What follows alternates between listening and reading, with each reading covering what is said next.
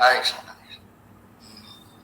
ஜன்மாத்யஸ்ய யதோன்வயாதிதரதச்சார்த்தேஷ்வபிஜ்ஞஸ்வராட் தேனே பிரம்மஹ்ருதாய ஆதிகவயே முஹ்யந்தி யத் சூரயः தேஜோ வாரிமிருதாம் யதா விநிமயோ யத்ர சர்கோ மிருஷா தாம்னா ஸ்வேன சதா நிரஸ்தகுஹகம் சத்யம் பரம் தீமஹி தர்ம ப்ரோஜித கைதவோத்ர பரமோ நிர்மத்சராணாம் சதாம் வேத்யம் வாஸ்தவமத்வஸ்து சிவதம் தாபத்ரயோன்மூலனம் श्रीमद्भागवते महामुनिकृते किं वा परेरीश्वरः सद्यो हृद्यवरुध्यते तकृतिभिः शुश्रूषिभिस्तक्षणात् निगमकल्पतरोर्गलितं फलं शुकमुखादमृतद्रवसंयुतं पिबत भागवतं रसमालयं मुहुरहो रसिकाः विभावुकाः यं प्रव्रजन्तमनुपेतमुपेतकृत्यं द्वैपायनो विरहकातराजुहाव पुत्रेति तन्मयतया तरवोऽभिनेतु सर्वभूतहृदयं मुनिमानतोऽस्मि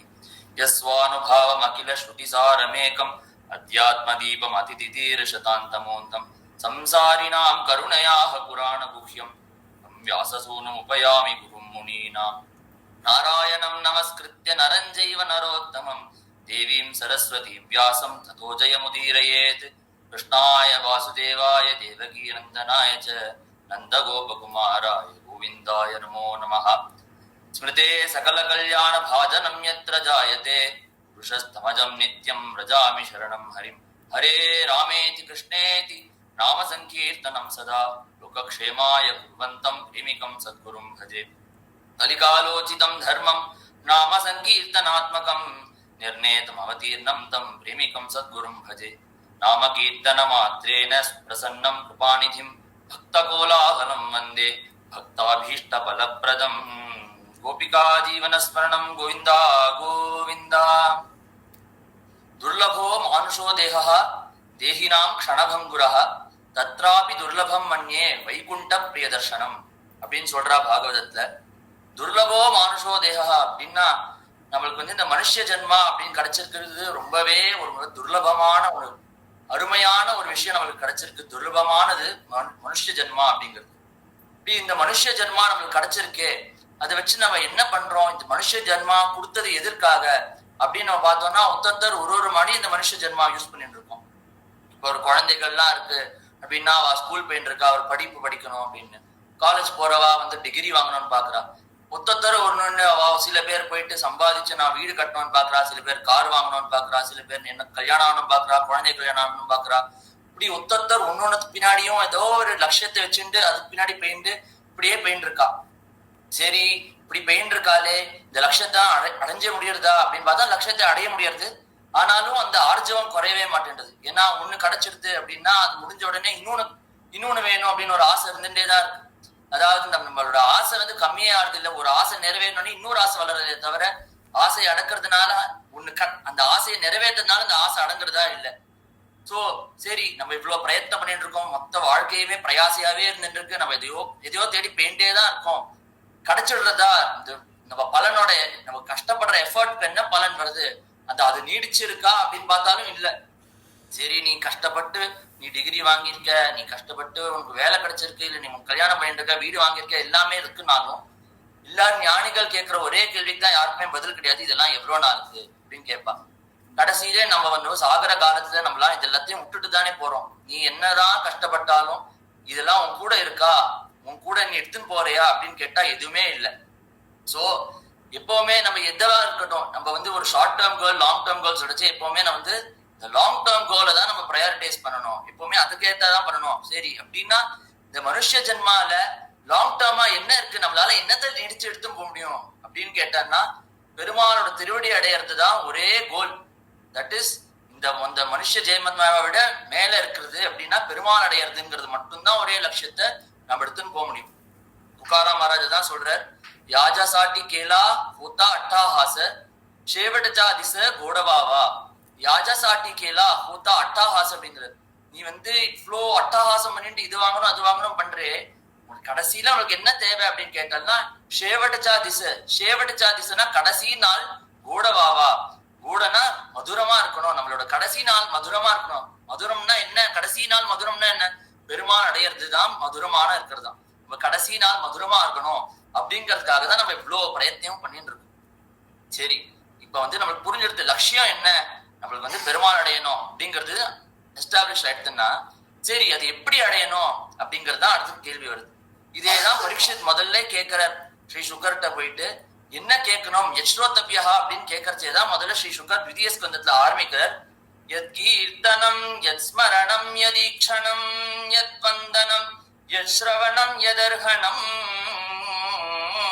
லோகஸ்ய சத்யோ விதுனோதி கல்மஷம் தஸ்மை சுபத்ரஸ்ரவசே நமோ நமஹ. யத் கீர்த்தனம் யத் ஸ்மரணம் யதீக்ஷணம். பெருமாள் அடையணும் அப்படின்னு சொன்னோமே அதுக்கு வந்து ஒரே ஒரு இது இருக்கா, அந்திம ஸ்மிருதி அப்படின்னு நம்மளுக்கு கிடைச்சாதான் பெருமாள் அடைய முடியுமா.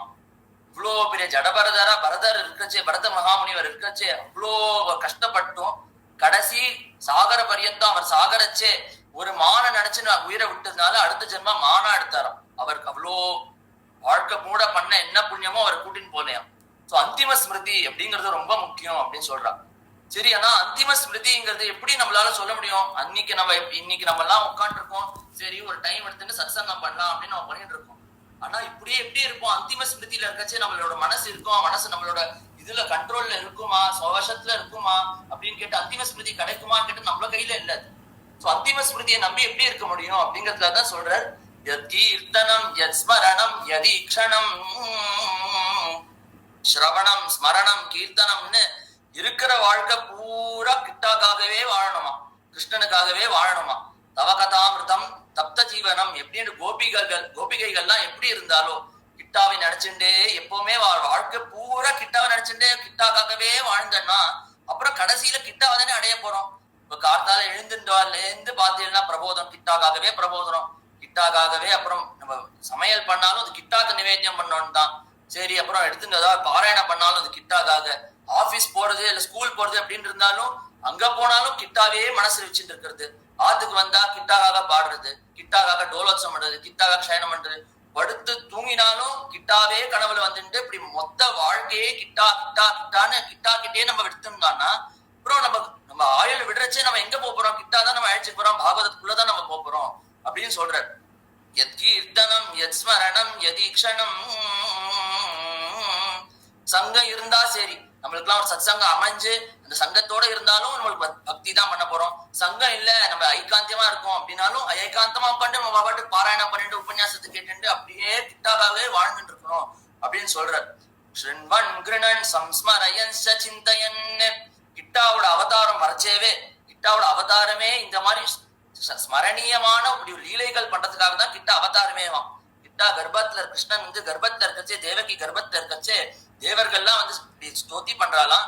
ஸ்ருண்வன் கிருணன் சம்ஸ்மரயன் சிந்தயன் நாமானி ரூபாணி ச மங்களானி தே கிரியாசு யஸ்த்வச்சரணாரவிந்தயோஹ ஆவிஷ்டசேதா நபவாய கல்பதே. ஸ்ருண்வன் கிருணன் சம்ஸ்மரயன் சிந்தயன். நீ பண்ண எல்லா லீலைகளும் எதுக்காகனா ஸ்ருண்வன் கிருணன் சம்ஸ்மரயன். எப்பவுமே அவன் சொல்ற அவனோட லீலைகளே கேட்டுட்டு இருக்கணும், அவன் லீலைகளே நினைச்சுட்டு இருக்கணும். யார்கிட்டயா நம்ம பேசணும்னா அவன் லீலைகளே பேசிட்டு இருக்கணும் அப்படின்னு அவன் அந்த மாதிரி தானே லீலைகள் எல்லாம் பண்ணிருக்கான். உனக்கு மழை பெய்யறது அப்படின்னு பார்த்தா கோவர்த்தன கிரிதா ஞாபகம் வரணுமா, சமைக்கச்சே இல்ல முடுக்கிடுறச்சே கிட்டா வந்து இதை திருட்டின்னு போயிடுவான் அப்படின்னா ஞாபகம் வரணுமா. அதனால அவன் எவ்வளோ ஸ்மரணீயமான லீலைகள் எல்லாம் பண்ணது எல்லாமே நம்ம வந்து வாழ்க்கையில என்னெல்லாம் பண்ணாலுமே அதை வந்து கிட்டா ஸ்மரணமாவே எடுத்துன்னு போறதுக்காக தான், கிட்டாவே நினைச்சுட்டு இருக்கிறதுக்காக தான் அவனோட அவதாரமே எடுத்துட்டான். அப்படி அதனால சொல்றார் யத் கீர்த்தனம் யத் ஸ்மரணம் யதீக்ஷணம்னு. அவனோட கீர்த்தனம் பண்ணிட்டு ஸ்மரணம் பண்ணிட்டே இருந்தான்னா அந்திம ஸ்மிருதி அவனுக்கு கிடைக்கிறதுலயும் அவனை தானே நம்ம அடைய போறோம் அப்படின்னு சொல்லிட்டு இருக்க. இதை சொல்லிட்டு அடுத்ததா இது முதல்ல சொன்னது பக்தி யோகம். அடுத்ததா ஸ்ரீ சுகர் சொல்றார் தபஸ்வினோ தானபராயசஸ்வினோ மனஸ்வினோ மந்திரவிதஸ்ஸு மங்களாஹ க்ஷேமம் ந விந்தந்தி விநாய தர்ப்பணம் தஸ்மை சுபத்ரஸ்ரவசே நமோ நமஹ. தபஸ்வினோ தானபராயசஸ்வினோ. அடுத்ததா சொல்றாரு கர்மயோகத்தை சொல்றாராம். கர்மயோகத்தை தபஸ்வினோ தானபரா யசஸ்வினோ அப்படின்னு தான தர்மாதி கர்மங்கள்லாம் பண்ணிட்டு இருக்கணும் அப்படின்னு சொல்றாரு. இந்த மாதிரி தான தர்மாதி காரியங்கள்லாம் பண்ணிட்டு ஒருத்தர் கர்ம காண்டத்துல இருந்து நிஷ்டாதரா இருக்கிறாருன்னா அந்த கர்மாவெல்லாம் பண்ணிட்டு விநாய தர்ப்பணம் அதுல பலனை உத்தேசிச்சு பண்ணாம இதெல்லாம் சொல்லியிருக்கான், கோவிந்தாக்ஞா வேதவாணீதி மத்வா குரியாம் கர்மா நேவனாகம் பலாய அப்படின்னு சொல்றா. பலனை உத்தேசிக்காம நம்ம பாட்டுக்கு கிட்டாவோட கர்மா நம்ம பண்ணிட்டு இருக்கோம், கர்மாவே பண்ணிட்டு அதுல வர பலனையும் நாராயணாயேதி சமர்ப்பயாமி அப்படின்னு சமர்ப்பிச்சு இருந்தோம்னா, ஒரு பற்றுதலே இல்லாம வெறும் கர்மாக்கள் கர்மண்யவாதிகாரஸ்தின்னு நம்ம கர்மாவே பண்ணிட்டு இருந்தோம்னா அதுவும் கர்மயோகம் அப்படின்னு சொல்றாரு. இப்ப கர்ம யோகத்தையும் சொன்னார், பக்தி யோகத்தையும் சொன்னார். சரி, இது எப்படி மோட்ச சாதனமாகும் அப்படின்னு கேட்பா. மோட்சம் எல்லாம் எப்படி இது ஒரு மோட்ச சாதனமாகும் அப்படின்னு கேட்டா, மோட்சத்துக்கு தேவை ஒரே ஒன்றுதானா, அது ஞானம். ஞானம் லபிச்சா மட்டும்தான் மோட்சம். இப்ப கங்கா ஸ்நானம் பண்ணா மோட்சம் உண்டு அப்படின்னு சொல்றா. கஷேத்திர வாசம் பண்ணா, நம்ம பெரிய பெரிய கஷேத்திரத்துல வாசம் பண்ணா அவள் மோட்சம் உண்டுங்கிற. அது எப்படி அப்படின்னு என்ன லாஜிக்கே இல்லை. ஒருத்தர் போய் சும்மா ஒரு இடத்துல இருந்தா எப்படி மோட்சம் கிடைக்கும் அப்படின்னு கேட்கலாம். அது எப்படின்னா, இப்ப கங்கா ஸ்நானம் பண்றோம் இல்ல நம்ம ஒரு கஷேத்திர வாசம் பண்றோம்னா அங்க நம்ம பண்ற மூலியமா நம்மளுக்கு அங்க இருக்கிற இந்த சங்கத்தினால ஒரு ஞானம் உண்டாகுமா. அந்த ஞானம் உண்டாக்குறதுனாலதான் மோட்சம் கிடைக்குங்கிறதுனால அதானா அப்படி சொல்லாத மாதிரி இன்டைரக்டா நீ கங்கா ஸ்நானம் பண்ணா எப்படியும் உனக்கு நீ அதுக்கு ஏத்த மாதிரி தானே நீ போய் ஆகணும். நீ அந்த இடத்துக்கு கஷேத்திரத்துக்கு போய் தான் ஆகணும். தீர்த்தா மாட்டேதான் அந்த தீர்த்த கஷேத்திரத்துலாம் போய் தான் ஆகணும். நீ அங்க இருக்கிற அந்த பாகவதாலாம் பார்த்துதான் ஆகணும். அப்படிங்கிறதா ஞானம் உண்டாயிடும் அப்படிங்கிறதுனால அப்படி சொல்றா. அதே மாதிரி கர்மா பண்ணி நம்ம அந்த பலனை எடுத்துக்காதனால ஞானம் உண்டாகிறதுனால ஒரு மோட்ச சாதனமா ஆறுது கர்மயோகமும். அதே மாதிரி பக்தி யோகமும் என்ன பண்றதுன்னா, பக்தி யோகம் பண்றதுனால சித்தத்துல இருக்க கல்மஷம் எல்லாம் போயிட்டு அது ஞான நிர்மலமா நம்மளோட ஹிருதயம் எல்லாம் ஆகச்சே ஞானம் தானாவே உண்டாகுமா. அப்படி ஞானம் உண்டாகுறதுனாலதான் நம்மளுக்கு மோட்சம் கிடைக்கிறது அப்படின்னு சொல்றாரு. சோ முதல் 2 மார்க்கத்தை சொல்லிட்டு 3வது மார்க்கமா சொல்றார், விசக்ஷணா யச்சரணோபசாதனாத் சங்கம் யுதுஸ்யோ பயதோந்தராத்மனஹ விதந்தி ஹி பிரம்மகதிம் கதக்லமாஹ தஸ்மை சுபத்ரஸ்ரவசே நமோ நமஹ. 3வதுங்கிறது சாட்சாத் ஞான யோகத்தையே சொல்றார். சன்னியாச யோகமா இருக்கிற ஞான யோகத்தை சொல்றார். ஆனா இது சொல்றச்சே முதல்ல காஷன் பண்றார் ஸ்ரீ சுகர், விசக்ஷணாஹா அப்படின்னு சொல்றாரு. யாருக்கிட்ட திருட வைராக்கியம் இருக்கோ அவா மட்டும்தான் இந்த மார்க்கத்துல வரலாமா. ஏன்னா சன்னியாச யோகம்ங்கிறது ஒரு சாதாரண விஷயம் கிடையாது, அதுல ரொம்ப காம்பீரியம் இருக்கு. அப்படிங்கறதுனால முதல்ல நம்மள இது சொல்றார், சாவதானிக்கிறார். விசக்ஷணாஹா அப்படின்னு திருட வைராக்கியம் இருக்கு. நான் காமினி காஞ்சனத்துல எல்லாம் விழமாட்டேன், அதுக்கேத்த நாம விழல அப்படிங்கிற கீர்த்திலையும் விழக்கூடாது. அப்படி காமினி காஞ்சனம் கீர்த்தி இந்த 3துலயுமே நான் விழாம இருப்பேன், நான் திட வைராக்கியமா இருக்கேன் அப்படின்னு யாருக்கெல்லாம் இருக்கோ கான்பிடன்ஸ் அவா மட்டும்தான் இந்த மார்க்கத்துல வரலாமா. சன்னியாச யோகம் சொல்றாரு, விசக்ஷணா யச்சரணோபசாதனா அப்படின்னு ரொம்ப உயர்ந்த மார்க்கமா சொல்லிட்டு போயிட்டு இருக்கார். இந்த 3 மார்க்கத்தை சொல்றார். முதல்ல சொன்னார் பக்தி, அப்புறம் சொன்னார் கர்மா, அப்புறம் சொன்னார் ஞான யோகம், ஞான சன்னியாச யோகத்தை சொன்னார். இப்போ ஆனா ஞான சன்னியாச யோகம் அப்படி சரி நம்ம எல்லாம் இதை கேட்டுட்டு சரி இதுல இருந்து நம்ம எது 3த்துல இருந்து நம்ம எது சுலபமா இருக்கு, நம்ம எதுல போலாம் அப்படின்னு யோசிச்சுட்டு இருப்போம். முதல்ல சொன்னது, கடைசியா சொன்னது ஞான யோகம். ஞான யோகம் சொல்றச்சேவே அவரே பயமுறுத்தி தான் சொல்ற ஞான யோகம். சரி அப்ப நம்மளுக்கு கிடையாது வைராக்கியம் இல்லைங்கிறதுல நம்ம கான்பிடென்டா இருக்குமே தவிர வைராக்கியம் இருக்குன்னு கான்பிடன்ஸ் கிடையவே கிடையாது. சரி அப்ப அந்த மார்க்கம் கிடையாது. கர்மயோகம், கர்மயோகத்துக்கு தேவையானது ஆச்சாரமா. ஆச்சாரம் இருந்தா மட்டும்தான் கர்மயோகத்துல போக முடியும். ஆச்சாரம் பத்தி நம்ம எங்க பாக்குறது? இப்ப இருக்கிற காலத்துல வேதாத்தியனம் பண்ணல, நம்மளுக்கு சொன்னபடி விதிச்ச கர்மா எதையுமே நம்ம பண்ணல, அங்கேருந்து நம்ம ஆச்சாரம் கர்மயோகத்தை எப்படி பண்ண முடியும் அப்படின்னு பார்த்துட்டு இருப்போம். அதனால 2 அவுட் ஆயிடுது எலிமினேஷன்ல. முதல்ல ஞான யோகத்துக்கு தேவை வைராக்கியம், வைராக்கியம் இல்ல. அப்புறம் கர்மயோகத்துக்கு தேவை ஆச்சாரம், ஆச்சாரம் இல்ல. சரி இது 2 ஆக முடியாது. முதல்ல சொன்னது பக்தி யோகம். பக்தி யோகத்தை நம்ம போலாமா அப்படின்னு கேட்டா சரி பக்தி யோகம் போலாம் அவர் சொன்னார். ஆனா அந்த அளவுக்கு பக்தி இருக்கா நம்மள்கிட்ட? கோபிகைகள் அளவுக்கு பக்தி இருக்கா? தமக்கதாமிருதம் தப்த ஜீவனம் என்று மனசு எப்பவுமே கிட்டாட்டியே லயமா இருக்கா நம்மள்கிட்ட? ஒரு உபன்யாசம் 2 மணி நேரம் உபன்யாசம் உட்காண்டாலுமே மனசு சஞ்சலமா ஆடுறது. இங்க ஆபீஸ்ல என்ன நடக்குது, வெளியில என்ன போடுது அப்படிங்கலாம் மனசு ஆடுறது. நாம்தேவ் மகாராஜ் சொல்றார், அமிர்தாஹுனி கோட நாம துஜே தேவா மனமாஜே கேசவா காம்பானேகே கீர்த்தனி பைசதா நித்ரே நாகவிலே மனமாஜ புலலே விஷய சுகா அப்படிங்கிறது. அமிர்தாஹுனி கோட நாம துஜே தேவா, உன்னோட நாமம் அமிர்தத்தை விட மதுரமா இருக்கு, ஆனா என் மனசு அது ஃபுல்லா இன்னும் லயக்கலையே அப்படின்னு நாம்தேவ் மகாராஜ் சொல்றாரு. யாரு? நாம்தேவ் மகாராஜ் எங்க பாண்டரங்கனை சாட்சாத்கரிச்சார். 5 வயசுல பாண்டரங்கைய சாட்சாத்கரிச்சு பாண்டரங்கோட சகஜமா பேசுறார். ஆனா அவர் சொல்றாரு, என் மனசு பூரா உன்னோட நாமத்தை லயிக்கல, நான் கீர்த்தனத்துல உட்காண்டேன்னா எனக்கு தூக்கம் வரா மாதிரி இருக்கு அப்படின்னு நாம்தேவ் மகாராஜ் சொல்றாரு. என் மனசுலாம் விஷய சுகத்தை தான் ஆண்டி போயிட்டு இருக்கு அப்படின்னு சொல்றாரு. 8:15 8:30 மணி ஆகுது, இதுக்கப்புறம் நம்ம என்ன சமைக்கணும், என்ன சாப்பிடணும் அப்படின்னு எல்லாரோட மனசுலயும் ஒரு சிந்தனை இருந்துதான் இருக்கு. அப்படி நம்ம கோபிகைகள் அளவுக்கு ஒரு எதுவுமே இல்லாம எப்பவுமே கிட்டாச்சரணம் கிட்டாட்டே இருக்கணும் அப்படின்னு நம்மளால இருக்க முடியறது இல்லையே. பக்தி யோகம் சொன்னதா சொன்ன, ஆனா அந்த அளவுக்கும் நம்ம பக்தி வந்திருக்கா அப்படி முடியுமா நம்மளால அப்படின்னு எல்லாருக்கும் ஒரு சந்தேகம் வரச்சேதான். அப்ப நம்மளுக்காக சொல்றார் ஸ்ரீ சுகர், கிராத குணாந்திர புலிந்த புல்கசாஹ ஆபீர கங்காஹ யவனா கசாதயஹ ஏன்யே ச பாபாஹ யதுபாஸ்ரயாஸ்ரயாஹ சுத்தந்தி தஸ்மை பிரப விஷ்ணவே நமஹ. கிராத குணாந்திர புல்லிந்த புல்கசாஹ. முதல் 3 மார்க்கத்தை சொன்னோம். பக்தி, பக்தி தேவை விசுவாசம். அடுத்து சொன்னோம் கர்மா, கர்மா தேவை ஆச்சாரம். ஞானம் சொன்னோம், ஞானத்துக்கு தேவை வைராக்கியம். இந்த 3மே அபரோக்ஷமா இருக்கு. நம்ம கண்ட தெரியறத பக்திங்கிற ஒரு வஸ்து பார்த்திருக்கோமா, இல்ல ஞானங்கிற வஸ்து பார்த்திருக்கோம், கர்மாங்கிற வஸ்து நீ பார்க்காத வஸ்து எல்லாம் உன்னால நம்ப முடியலனாலும் பிரத்யக்ஷமா இருக்கிறத நம்பேன்பா, ஒரு பாகவதரை நம்பேன்பா, ஒரு குருவை நம்பேன். ஒரு கர்மா ஞானம் பக்தி இருக்கிற ஒரு குருவை ஆசிரிச்சா போருமா. எதுபாஸ்ரயாஸ்ரயாக இதெல்லாம் யார் ஆசிரிச்சுட்டு இருக்காலோ அவார நீ போய் ஆசிரியை. அதுவே ஒரு மார்க்கம். உனக்கு ஞானம் வரணும்னு நீ பிரயாசப்படாத, உனக்கு பக்தி வரணும்னு நீ பிரயாசம் பண்ணாத, கர்மா பண்ணணும்னு நீ பிரயாசம் பண்ணாத. யார் இதெல்லாம் பண்ணிட்டு ஒரு பாகவதர் இருக்காரோ அவரை நீ குருவா அடைஞ்சிடு அப்படின்னு சொல்ற. சரி, குரு ஆசிரியக்கணும், குரு பக்தியா இருக்கணும். முதல்ல நம்ம கிட்டா சொன்ன மாதிரி குரு நினைச்சதே உருகணுமா அப்படின்னு கேட்டா அவ்வளவு கூட இல்லையா. நீ வந்து நான் வந்து சன்னியாசனம் பண்றதுல ஒரு சாதனமும் இல்லை, நான் வந்து ஒரு பாராயணம் ஒழுங்கா பண்றதுல எனக்கு பஜனை ஒழுங்கா வராது. சரி, நான் என்ன பண்றேன், உன்னோட சாதனை என்னடா அப்படின்னு கேட்டேன்னா, நீ போய் குருக்கு முன்னாடி நிக்கணுமா போறோம். குருக்கு முன்னாடி நின்றானே குருவே உன்னை பார்ப்பார். பார்த்தா சிரிச்சா சிரிப்பார், இல்ல உன தாட்டு தலையாட்டுவார், ராதேஷ்ணாம்பர். இன்னும் மேல போச்சுன்னா ஒரு பழத்தை எடுத்து உன் கையில கொடுப்பார்.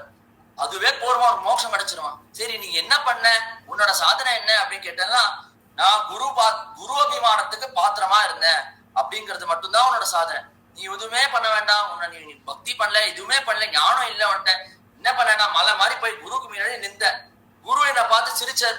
அவருக்கு ஏன் என்னை பார்த்து சிரிக்கணும்னு தோணித்துன்னு தெரியல எனக்கு, ஆனா அவருக்கு சிரிக்கணும்னு தோணித்து. அவ்வளவுதான், குரு அபிமானத்துக்கு பாத்திரமான எனக்கு மோட்சம் கிடைச்சிருது அப்படின்னு ஒரு இவ்வளோ ஒரு சுலபமான மார்க்கத்தை காட்டுறாராம். எதுபாஸ்ரயாஸ்ரயாக அப்படின்னு. குரு அபிமானம் ஒரு பாகவதாரோட அபிமானத்துக்கு பாத்திரமா இருக்கணுமா. எப்படி அப்படின்னு கேட்டா, ஒரு பாகவதா வந்து ஒரு ஆத்துக்கு போயிருக்கான். அந்த கொல்ல பக்கத்துல போறான், அங்க ஒரு புழு இருக்கான். அந்த புழு கையளம்புற இடத்துல பக்கத்துல புழு இருக்கான். அந்த புழுவை பார்த்து அவளுக்குலாம் தோன்றதான், கிருஷ்ணா இது என்னப்பா ஜென்மா, இப்படி ஒரு ஜென்மாவா, இப்படி ஒரு கர்ம வினையா இதுக்கு அப்படின்னு நினைச்சா போருமா. அந்த புழுவுக்கு நல்ல கதி கிடைச்சிருமா, அந்த புழு மோட்சம் அடைஞ்சிருமா. என்ன புழு என்ன பண்ணிட்டு அப்படின்னு கேட்டாலும் ஒண்ணுமே பண்ணல. புழு பாகவதாரோட அபிமானத்துக்கு பாத்திரமாச்சு அப்படிங்கறதுதான் அதோட பண்ண ஒரே சாதனை. அவ்வளவுதானா. எதுபாஸ்ரயாஸ்ரயாக. இந்த மார்க்கம் வந்து 2 பேருக்கு சொல்லியிருக்கான். கிராத்த குணாந்திர புலிந்த புல்கச ஆபீர கங்க யவன அப்படின்னு சொல்லிட்டு போயிட்டு இருக்காரு. இவாளா ஜாதியிலே ஜாதிஹீனானா இருக்கிறவா. இவாளுக்கு வந்து விதிக்கப்பட்டு ஒரு கர்மா சொல்லவே இல்லை. அதனால இவாளுக்கு வந்து பண்றதுக்கு ஒண்ணும் இல்லைங்கிறதுனால எதுபாஸ்ரயாஸ்ரயாக மட்டும்தான். மத்தவாள் ஆசிரிச்சு ஏறதுதான் அப்படிங்கிறது ஒரே மார்க்கத்தினால அதை சொல்றாரு. ஆனா அதை சொல்லிட்டு நெக்ஸ்ட் சொல்றாரு, ஏன்யேச்ச பாபாஹா அப்படிங்கிறார். ஆனா யாருக்கெல்லாம் விதிக்கப்பட்டிருக்கோ, இந்த ஜாதிஹீனால் விட்டுருமா, அவரால் ஒண்ணும் பண்ண முடியாது. ஆனா ஜாதியில பிறந்து அவளுக்கு விதிக்கப்பட்டிருக்கு இந்த மாதிரி கர்மாவெல்லாம் பண்ணி, ஆனாலும் அவள் அதை பண்ணாம விடுறாளே, அதுதான் இன்னுமே மோசமா. அதனாலதான் மெனக்கட்டுன்னு ஏன்யேச்ச பாப்பாஹா அப்படின்னு சொல்றான். அவளுக்கெல்லாமும் எதுபாஸ்ரயாஸ்ரயான்னு ஒரு மார்க்கம் இருக்கு. பாகவத சங்கத்தை அடைஞ்சு சத் சங்கத்தை அடைஞ்சு ஒரு குருக்கு அபிமானத்துக்கு பாத்திரமா இருந்தாலே ஒரு மார்க்கம் அப்படின்னு சொல்றார் ஸ்ரீ சுகர். எப்படி இதுக்கெல்லாம் எப்படி இவ்வளவு முதல்ல இவ்வளவு சொல்லிட்டு கடைசியில இவ்வளவு ஈஸியா எப்படி முடிக்கிறாரு அப்படின்னு கேட்டேன்னா, பகவத் கருணை தான் இதுக்கெல்லாம் எல்லாத்துக்குமே அடிப்படையா. பெருமாளுக்கு எப்பவுமே என்னன்னா, வேற எல்லாரையும் அழைச்சுக்கணும் அப்படின்னு தான் அவரோட இன்டென்ஷனே அவ்வளவுதான், நம்மள எல்லாரும் சேர்த்துக்கணும் அப்படிங்கிறது தான். ஆனாலும் விஷய காம்பீரியத்தை காட்டுறாரு. பக்தி யோகம்னா எவ்வளவு, ஞானம்னா என்ன, கர்மானா என்ன முதல்ல காமிச்சிட்டு, அப்புறம் பரவாயில்ல உனக்கு அதெல்லாம் முடியாதுன்னு தெரியும், நீ வா, நான் உனக்கு கூட்டுக்கிறேன், நான் பாத்திரத்துக்கு அபிமானத்துக்கு பாத்திரமா இருந்தா போறோம், நீ வா அப்படின்னு கூட்டுக்கிற மாதிரி ஒரு மார்க்கத்தை காட்டுறாங்க. ஏன்னா கடைசியில பகவத் கருணை அப்படிங்கிறது தான் தேவை. கருணையால நம்ம எல்லாம் உள்ள போறதுதான் நம்மளுக்கு ஒரே மார்க்கமா. இது வந்து எதுபாஸ்ரயாஸ்ரயா சொன்னாலே தவிர நம்ம வந்து அப்படியே இருந்துடலாமா, குரு பாதத்துக்கு அபிமானமாயிட்ட நான் அப்படியே இருக்கலாம் அப்படின்னு கேட்டா நீ ஆக்சுவலா ஒண்ணுமே பண்ண வேண்டாம். உனக்கு முதல்ல சொன்ன பக்தி, முதல்ல சொன்ன ஞானம் தானா வந்துருமா. நாரதர சரித்திரத்தை எடுத்தோம்னா அவர் என்ன பண்ண, சின்ன வயசுல அவ அம்மா வந்து பாகவதாலாம் பெருக்கி கூட்டு இருப்பாளாம். நாரதர் சின்ன பையனா இருக்கச்சு அங்க வெப்பா அங்க பக்கத்துல படுத்துட்டு இருப்பாளாம். இந்த பாகவதாலாம் கர்த்தால கிளம்பிடுச்சு, பாகவதாலாம் போறா படுத்துட்டு இருக்கதை எழுந்து உட்காரு அப்படின்பாளா நாரதர் அவ அம்மா. சரி நாரதர் உட்காருவார். அப்புறம் உச்சிஷ்டலே பான் அனுமோதி தோத்விஜைஹி அப்படின்னு அவ அவ கொடுத்த உச்சிஷ்ட பிரசாதத்தை சாப்பிடுவாராம். சரி பாகவதாலாம் போறாளே அவ கூட போலாம் அப்படின்னு பாகவதா கூட போவாராம்.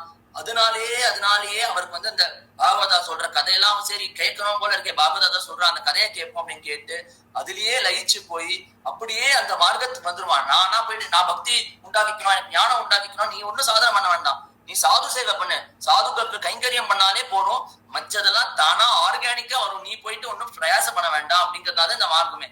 எதுப்பா ஸ்ரேயா சொன்னாலே நீ வந்து அந்த குரு பாத்திரத்துக்கு குரு அபிமானத்துக்கு பாத்திரமாயிட்டு தானா மத்த விஷயங்கள்லாம் வந்துடும், ஞானங்கிறது கடைசியில உண்டாயிடும் அப்படின்னு சொல்றாரு. இப்ப வந்து ஏகநாதர் சரித்திரம் எடுத்துட்டா, ஏகநாதர் ஜனார்தன சுவாமிக்கு வந்து காலம் பூரா கணக்கு தான் பார்த்துட்டார். ஞானம் அவர் பாட்டுக்கு அவர் உபன்யாசம் பண்றேன், எனக்கு அதெல்லாம் கவலை இல்லை, எனக்கு ஏன் வேலை கணக்கு தான் அப்படின்னு கணக்கு பார்த்துட்டு இருப்பார். ராத்திரி முழுக்க உட்காந்து கணக்கு பார்த்துட்டு இருப்பாராம். ஆனா ஒரே நாள் ஜனார்தனர் பார்த்து, என்னப்பா ஒரு ரூபாய் சேரல அப்படின்னு இவ்வளவு கஷ்டப்பட்டு இருக்கானே அப்படின்னு அவருக்கு ஞானோபதேசம் பண்ணிட்டார். ஒரு க்ஷணத்துல அவருக்கு அடுத்த நாள் தத்தாத்திரேயர் சாட்சாத்காரம் ஆகி அவருக்கு வந்து ஞானோபதேசம், ஞானம் வந்து நிர்மல இதுவே கிடைச்சிருத்தான் ஞானம். சோ நம்மளுக்கு ஞானத்துக்கு நீ பிரயாசம் பண்ணாது, பண்ணி சாது கைங்கரியம் பண்ணாலே அவ க்ஷணத்துல நினைச்சா ஞானம் கிடைச்சிடும். ஞானங்கிறது அவ்வளவு சுலபமா அவள்கிட்ட இருக்கு. சோ நம்ம பண்ண வேண்டியது அப்படிங்கிறதுனா மத் ஸ்மிருதி சாது சேவையா அப்படின்னு பெருமாளே சொல்றாரு. ஏன் ஸ்மிருதி எப்படி வரும், நீ சாட்சாத் என்ன பக்தி எந்த பக்தி பண்றதை விட நீ சாது சேவை பண்ணாதான் உனக்கு வந்து என்னோட ஸ்மரணம் வரும் அப்படின்னு பெருமாளே சொல்றாரு. பிரகலாதனும் சொல்றார், வினா மகத்பாத ரஜோபிஷேகம். எப்படிப்பா பிரகலாதன் ஹிரண்யகசிபுக்கு பிறந்துண்டு உன்ட்ட எப்படி உனக்கு இவ்வளவு பக்தி அப்படின்னு கேட்டெல்லாம் பிரகலாதன் என்ன சொல்றான், வினா மகத்பாத ரஜோபிஷேகம். நாரதர் வந்து கயாத்தோட கர்ப்பத்தை நான் இருக்கச்சே கர்ப்பஸ்ரீமான எனக்கு உபதேசம் பண்ணதுனாலதான் எனக்கு கிடைச்சிருக்கு. சாதுக்கள் வந்து எனக்கு உபதேசம் பண்ணதுனாலதான் பக்தி வந்திருக்கு. பக்தி யாருக்குமே தானா வராதான், ஒரு குரு கிருப்பை ஒரு சாது சேவை பண்றதுனாலதான் உனக்கு வந்து ஞானமோ ஒரு பக்தியோ வருதான். ஆள வந்தாருங்கிறவர் சோழ ராஜ்யத்துக்கே ஆள்ற அளவுக்கு இருந்தாராம். யாமுனாச்சாரியருக்கு ராமானுஜரோட ஆச்சாரியர் ஆள வந்தார். அவர் ஒரு சோழ பிரதேசமே ஆள்ற அளவுக்கு இருந்தாராம். ஆனா அடுத்த ஜென்மா அப்படின்னு எனக்கு ஒண்ணு இருக்கணும் அப்படின்னா அவர் என்ன கேக்குறாருன்னா, ஸ்ரீரங்கத்துல ஒரு வைஷ்ணவனோட ஆத்து நாயா நான் பிறக்கணும் அப்படின்னு கேக்குறாரு. ஏன் அப்படின்னா அந்த நாயா நான் பிறந்தேன்னா அந்த வைஷ்ணவன் வந்து கோயில் போயிட்டு வரச்செல்லாம் என்னை பார்த்த ஒரு பாவம்னு பாப்பானே, அது போறோம், அந்த அபிமானம் போறோம் அப்படிங்கிற ஆள வந்தார். அப்ப ஏற்பட்ட சாது சேவைன்னு தான் எல்லாருமே கேட்கிறா. துருவ சரித்திரம் எடுத்துக்கோங்க. துருவனுக்கு பெருமாள் பிரத்யக்ஷமாயிட்டு என்ன கேட்கிறான் துருவன் அப்படின்னு கேட்டாங்கன்னா, பக்தி முகு பிரவஹதாம் துவயிமே பிரசங்கோம் புயாதனந்த மகதாம் அமலாஷயானாம் ஏனாஞ்ச சோல்வன முருப்யசனம் பவாத்யம் நேஷே பவத்குண கதாமிருத பானமத்தஹா. துருவன் கேக்குறது சத்சங்கத்தை தான் கேட்கிறானா துருவன். ஏன் துருவன் எதுக்கு வந்து பிரத்யக்ஷ பெருமாளுக்காக எதுக்கு தபஸ் பண்ணா யோசிச்சு பார்த்தேன்னா, முதல்ல அவன் போய் அவ அப்பா மடியில ஏறணும்னு பார்த்தான் துருவன். அவ அப்பா ஏத்துக்கல.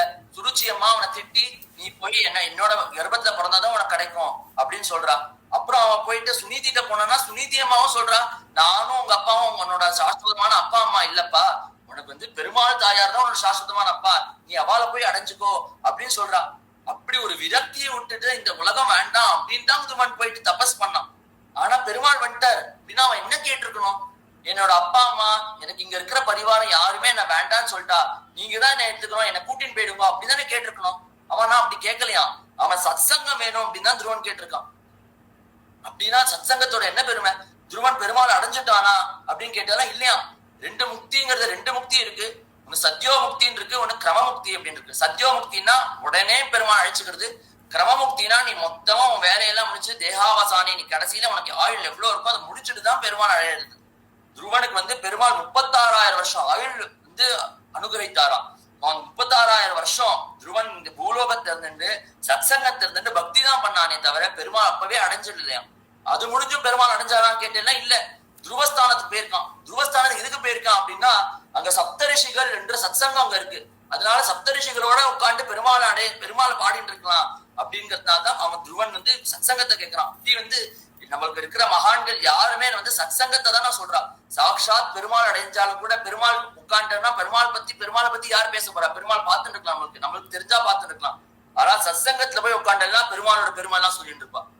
அதனால்தான் எல்லாருமே சத்சங்கத்தோட பெருமையை தான் சொல்றா. இருக்கிறவா முதல்ல சொன்னதே சத்சங்கம் இதுக்காக நம்ம ஆரம்பிச்சோம். முக்தி வேணும், கடைசியில நம்ம பெருமாள் அடையணும், அதுக்கு ஒரு சாதனையாதான் சத்சங்கத்தை சொன்னோமே.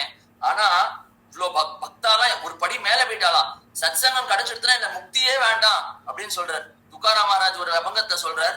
நகோ வைகுண்டி சாவாச நகோ வைகுண்டி சாவாச அசேதயா சுக நாஷ அசேதயா சுக நாஷ அத்புதஹாரச அத்புதஹாரச கதே காளி நாமாச்சா கதே காளி நாமாச்சா யாயா வைஷ்ணவாஞ்சே கரி யாயா வைஷ்ணவாஞ்சே கரி. எனக்கு வைகுண்ட வாசம் வேண்டாம், எனக்கு முக்திங்கிறது இப்ப வேண்டாம்ப்பா, நான் இங்கே கொடுத்து. ஏன்னா வைகுண்டம் என்னன்னா அத்புத சுக நாஷ அப்படிங்கிற, இங்க இருக்க சுக்கத்தை அதை நாசம் பண்ணிடுமா. வைகுண்டத்தை போனா நான் பாட விடுவாளா, இல்ல இந்த மாதிரி சத்சங்கத்தோட திகனாம ஆட விடுவாளா, இல்ல கைங்கரியம் பண்ண விடுவாளான்னு தெரியல. அதனால இங்க வந்து இந்த சத்சங்கத்தோட நான் அனுபவிச்சுட்டு இருக்கேன். அதுக்கு ஒரு நாசமா தான் இருக்கும் வைகுண்டம். வைஷ்ணவாரோட ஆத்துல வந்து சத்சங்கம் பண்ணிட்டு இருக்கிறது தான் நான் கேட்கிறேன் அப்படின்னு தான் எல்லாருமே சொல்றா. சத்சங்கம் அஜலா தேயி தேயி தூசராவர நாஹி நாஹி தூசராவர நாஹி நாஹி அப்படின்னு அண்ணா அபங்கம் சொல்றார். அதே இன்னொரு அபங்கத்தை துக்காராம் சொல்றார். நலகே முக்தி தன சம்பதா சந்த சங்க தேயி சதா. சத் சங்கத்தை கொடுங்கோ, எனக்கு முக்தி வேண்டாம், தனம் வேண்டாம், சம்பத்து வேண்டாம் அப்படின்னு சொல்றாரு. அப்படி ஒரு சத் சங்கத்து மேல அப்படி ஒரு அபிமானம் இருக்கு. இதுதான் சொல்றதே தவிர ஜர்னி வந்து டெஸ்டினேஷனே தாண்டிடுறதான். நம்ம சொன்னது வந்து முக்தி தேவை, முக்தியை அடையறதுக்காக தான், அது ஒரு பாதை தான் சத் சங்கம் அப்படின்னு சொன்னாலும் சத் சங்கமே போறோம், முக்தி கிடைச்சா கிடைக்கணும், கடைக்காட்டி போட்டோம், எனக்கு சத் சங்கமே அனுபவிச்சுட்டு இருக்கலாம், அவ்வளோ ஒரு அதுல வந்து ஒரு நாட்டம் பண்றதுதான். இப்ப வாரக்கரிக்கு பக்தாலாம் 18 நாள் 20 நாள் ஆலஞ்சில இருந்து பண்டரிபுரம் போறா, நடந்தே போறா. அவளுக்குலாம் என்ன லட்சியம்? பாண்டரங்கனை போய் சேவிச்சிடணும், பண்டரிபுரம் போனோம், 21 நாள் ஆஷாட ஏகாதசிக்கு நான் பண்டரிபுரம் போடணும், அதுதான் லட்சியமா அப்படின்னு கேட்டா கிடையாது. அவ போறதுதான் அவள் லட்சியம். மாவடியோட அங்க போறதுதான் அவளுக்கு லட்சியம். ஞானேஸ்வர் மகாராஜோட பாதுகையோட ஆடிண்டு ஆடிண்டு நவாசங்கீதம் பண்ணிட்டு சத்சங்கத்தோட மகிமை அனுபவிச்சுட்டு போயிட்டு பெருமாள் அடையணும் அப்படிங்கறதுதான் அவளோட ஆசையை தவிர அங்க போயிட்டு பாண்டரங்கனை சேவிக்கணும். பாதி பேர் பண்டரிபுரம் போறவா பாண்டரங்கனே சேவிக்க மாட்டான்.